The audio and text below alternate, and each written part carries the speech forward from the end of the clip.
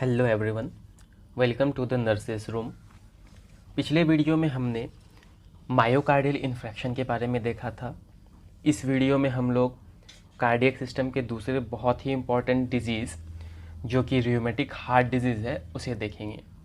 इस वीडियो में हम लोग रियूमेटिक हार्ट डिजीज़ और रियूमेटिक फीवर दोनों को देखेंगे एक साथ ही, क्योंकि दोनों एक दूसरे से कनेक्टेड है। सबसे पहले बात करते हैं डेफिनेशन की।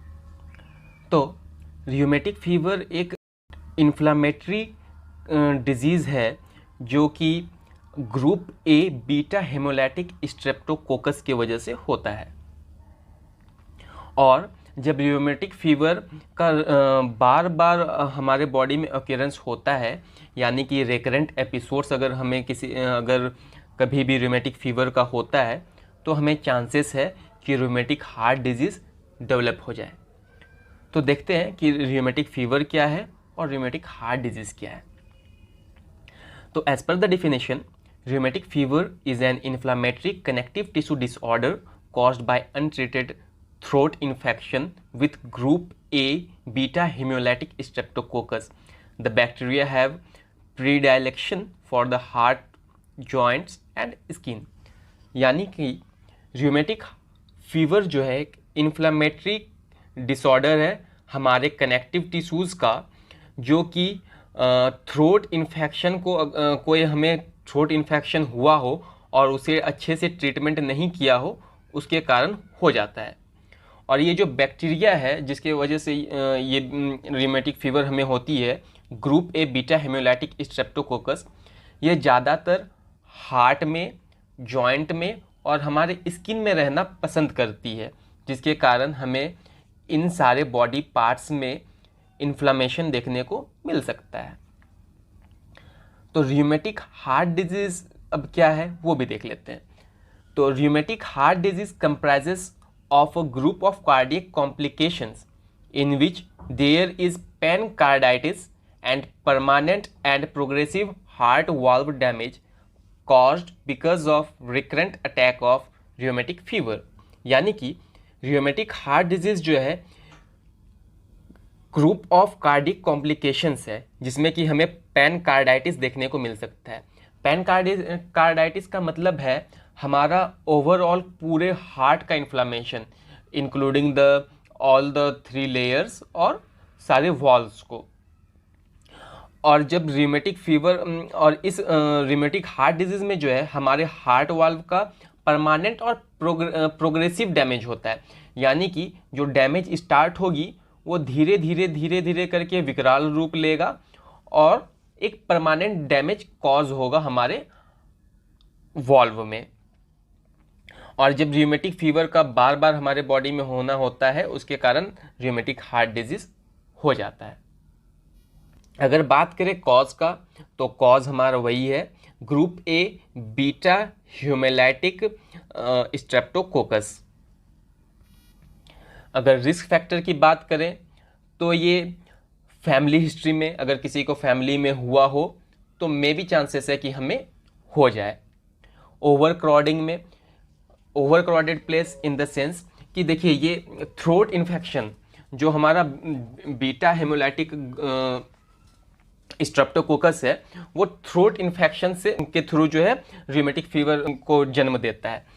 तो ज़्यादातर चांसेस है कि क्राउडेड प्लेस में अगर किसी पर्सन को हुआ हो और वो छींके तो ड्रॉपलेट के थ्रू हमें भी हो जाए। पुअर हाइजेनिक कंडीशन, बिल्कुल, अगर कोई अपना माउथ प्रॉपर वॉश नहीं करता है डेली, तो चांसेस है कि उसे थ्रोट इन्फेक्शन हो और इसके कारण भी उसे हो सकता है। लो सोशियो इकोनॉमिक स्टेटस, बिल्कुल, लो सोशियो इकोनॉमिक स्टेटस जो है एक बहुत ही बड़ा फैक्टर है रियूमेटिक हार्ट डिजीज़ का। रियूमेटिक हार्ट डिजीज़ जो है मेनली लो सोशियो इकोनॉमिक कंट्रीज़ और मिडिल इनकम कंट्रीज़ में होती है, और ओवरऑल हर साल इससे लगभग 3 लाख लोगों की जान जाती है। तो लो सोशियो इकोनॉमिक स्टेटस के जो पीपल होते हैं उनके पास इनकम की भी कमी है, और जब पैसे नहीं उनके पास तो फिर वो अपने बच्चे को पढ़ा नहीं पाते हैं, उन्हें हाइजीन के बारे में पता नहीं होता है। तो उन्हें हाइजीन के बारे में पता नहीं है, तो खुद को साफ़ सुथरा नहीं रख पाते हैं, उतना अपने हेल्थ के प्रति कॉशियस नहीं होते हैं, और जो अगर कभी कोई इन्फेक्शन हो तो उसे टाल मटोल करके छोड़ देते हैं, जिसके कारण धीरे धीरे ये बहुत ही विकराल रूप ले लेता है। बात करते पैथोफिजियोलॉजी की, कि ये बीमारी कैसे स्टार्ट होता है और लास्ट स्टेज तक में क्या क्या हमारे बॉडी में चेंजेस आते हैं और क्या क्या प्रॉब्लम होती है और किस तरह से होती है, इस चीज़ के बारे में। तो सबसे पहले exposure to group A streptococcus, यानी कि हमें जो है किसी भी तरह से किसी भी कारणवश ग्रुप ए स्ट्रेप्टोकोकस मिल गया, यानी कि हम कहीं पे जा रहे हो, किसी भीड़ भाड़ वाले ट्रेन में हो और किसी अनदर पर्सन को जो है ग्रुप ए स्ट्रेप्टोकोकस वाली थ्रोट इन्फेक्शन हुई हो और वो हमारे सामने खांसे छींके, तो उनका ड्रॉपलेट हमारे बॉडी में आ गया, तो हम जो है ग्रुप ए स्ट्रेप्टोकोकस से एक्सपोज्ड हो गए, तो चांसेस है कि ये जो है हमारे बॉडी में भी जो है आ जाए और हमें प्रॉब्लम क्रिएट करे। तो फिर जब ग्रुप ए स्ट्रेप्टोकोकस हमारे बॉडी में आ जाता है तो उसके बाद हमें जो है फेरेंजाइटिस का कंडीशन डेवलप हो सकता है, और इस फेरेंजाइटिस के बाद का कंडीशन होता है रियोमेटिक फीवर। ओके, जब किसी भी पर्सन को रियोमेटिक फीवर हो जाती है तो फिर जो है हमें चांसेस होती है रियोमेटिक हार्ट डिजीज़ का। एक्चुअली में आरएचडी जो है एक एबनॉर्मल इम्यून रिस्पॉन्स के वजह से होता है, मतलब जब ग्रुप ए स्ट्रेप्टोकोकस इन्फेक्शन जो है, जिसे कि GAS इन्फेक्शन भी बोलते हैं, जब वो हमारे बॉडी में प्रवेश कर लेता है तब उसके रेस्पॉन्स में हमारा बॉडी जो इम्यून सिस्टम है वो एक एबनॉर्मल बिहेवियर शो करता है, जिसे कि ऑटो इम्यून रिएक्शन भी बोलते हैं। और ये जब ऑटो इम्यून रिएक्शन होता है हमारे बॉडी में, वो हमारे कार्डियक मसल्स के साथ जो है, हमारे हार्ट के टिश्यू के साथ जो है वो क्रॉस रिएक्ट करता है, जिसके कारण हमारे कार्डियक टिश्यूज़ में जो है इन्फ्लामेशन हो जाती है, स्कैरिंग भी होने लगती है, स्कारिंग भी होने लगती है और वाल्व डैमेज भी हो जाती है। और इस कंडीशन में जो है सबसे ज़्यादा अफेक्टेड वाल्व है मिट्रल वाल्व और ऑर्टिक वाल्व, जिसके कारण से रिगर्जिटेशन और स्टेनोसिस भी आगे चल के देखने को मिलता है, और लास्टली इसमें हार्ट फेलियर की भी कंडीशन जनरेट हो जाती है। अगर बात करें साइन एंड सिम्टम्स की, तो इसमें पेशेंट को जो है काफ़ी ज़्यादा फीवर रहेगा, एनोरेक्सिया रहेगा, यानी फीवर मतलब काफ़ी तेज़ बुखार रहेगा, साथ में उसे भूख भी नहीं लगेगी, साथ में इन्फेक्शन के वजह से उसमें काफ़ी वीकनेस आ जाएगा, एब्डोमिनल पेन का कंडीशन रहेगा। इसके अलावा इरिथ्रेमा मैगिनेटम, ये काफ़ी एक हॉलमार्क टाइप से समझ लीजिए रियोमेटिक फीवर का है। इसमें क्या होता है, हमारे बॉडी में स्किन में जो है ऐसे इस टाइप के रैसेस देखने को मिल सकते हैं, इसी रैसेस को जो है इरिथेमा मार्जिनेटम बोला जाता है। इसके अलावा हमारे सबक्यूटेनियस टिश्यूज़ में जो है नोड्यूल्स का फॉर्मेशन होने लगता है, यानी कि हमारे स्किन के नीचे गठान का फॉर्मेशन होने लगता है, जो काफ़ी थोड़ा कठोर होता है बट पेनलेस होता है, उससे हमें कोई पेन नहीं होगा बट थोड़ा सा कठोर होता है वो।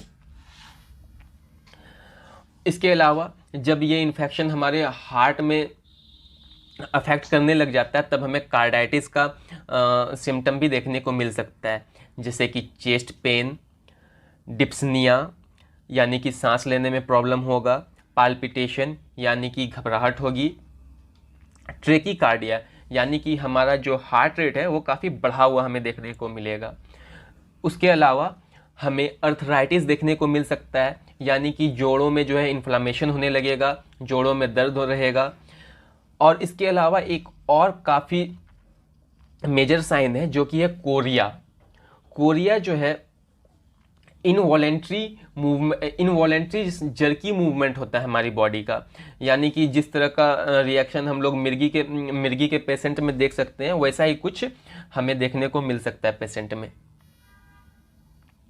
अगर बात करें डायग्नोसिस का कि हमें पता कैसे चलेगा कि पेशेंट को आरएचडी हुआ है या रियोमेटिक फीवर हुआ है, तो सबसे पहले हम लोग जो है हिस्ट्री कलेक्शन करेंगे कि उसके फैमिली में शायद ऐसा कुछ किसी और को भी हुआ हो और उसके कारण हमारे में जो है वो ट्रांसफ़र हो गया हो। उसके अलावा फिज़िकल एग्जामिनेशन करेंगे। फिज़िकल एग्जामिनेशन में हमें देखने के लिए मिलेगा इरिथेमा मैग्नेटम, यानी कि जो रैसेस हमारे स्किन में डेवलप हो जाते हैं, रेड रेड पैचेस, वो देखने को मिलेगा। उसके साथ ही ब्लड एग्जामिनेशन भी करेंगे। ब्लड एग्जामिनेशन में हम लोग CBC complete blood count, ESR और सी रिएक्टिव प्रोटीन भी करेंगे। तो सी रिएक्टिव प्रोटीन टेस्ट और ईएसआर का वैल्यू जो है काफ़ी ज़्यादा हमें बढ़ावा मिलेगा। साथ ही सीबीसी में जो है हमें वाइट ब्लड सेल्स के भी काउंट काफ़ी ज़्यादा बढ़ावा मिलने का चांसेस है। इसके अलावा रियोमेटिक हार्ट डिजीज़ को कंफर्म करने के लिए हम लोग ईसीजी और इकोकार्डियोग्राम करेंगे। जब हम लोग पेशेंट का इकोकार्डियोग्राम कर रहे होते हैं, यानी कि इकोकार्डियोग्राफी में जो है हमारे हार्ट का अल्ट्रासोनोग्राफी को जो है हम लोग इकोकार्डियोग्राफी बोलते हैं। इसमें जो है हमें पेशेंट का डैमेज्ड वॉल्व देखने को मिल सकता है कि वॉल्व में जो है कहीं पर डैमेज हो रहा है या फिर स्टेनोसिस का कंडीशन अगर हो रहा है वॉल्व में, तो वो हम देख सकते हैं।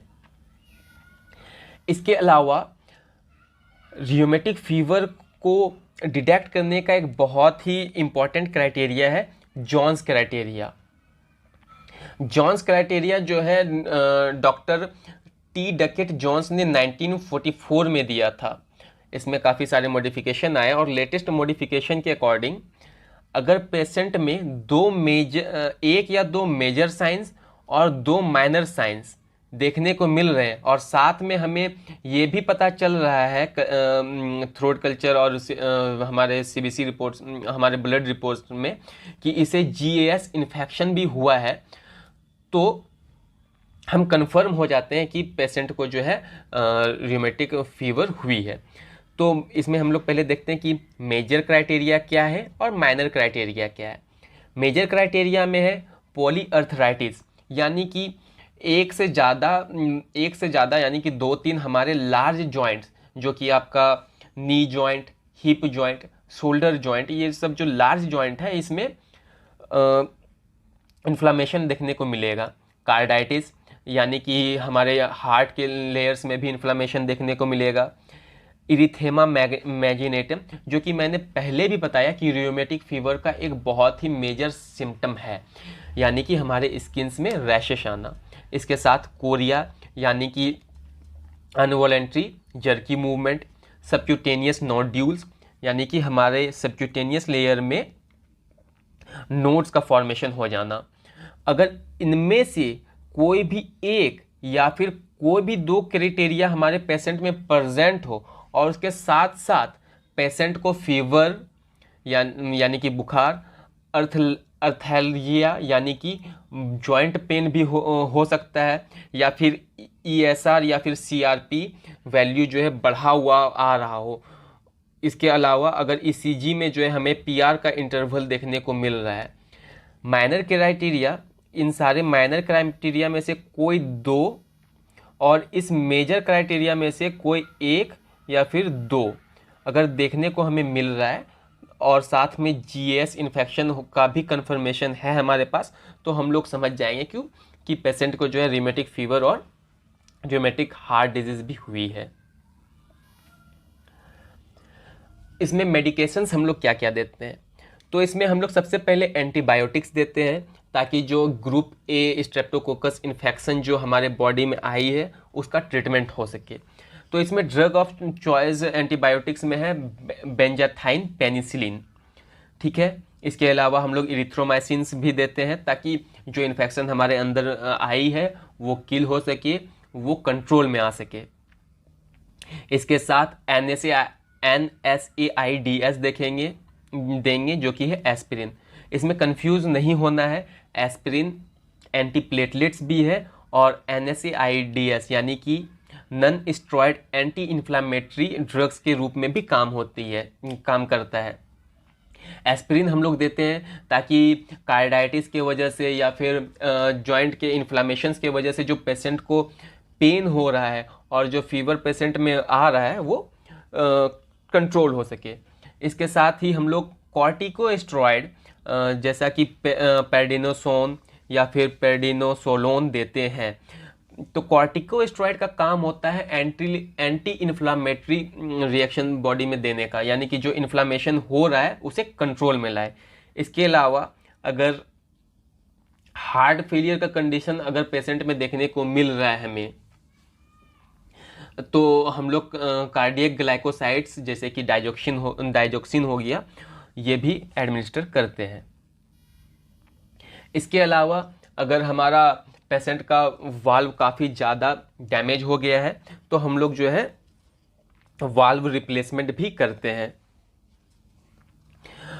और अगर पेशेंट के वाल्व में स्टेनोसिस यानी कि नैरोविंग के कंडीशन को जो है हम लोग स्टेनोसिस भी बोलते हैं। अगर पेशेंट में स्टेनोसिस का कंडीशन देखने को मिल रहा है तो हम लोग परक्यूटेनियस वाल्वोप्लास्टी करते हैं। इसमें क्या होता है, एक छोटा सा इन्वेसिव प्रोसीजर है जिसमें कि हार्ट के वाल्व्स को खोल दिया जाता है, जो कि नैरो हो गया है उसे खोल दिया जाता है।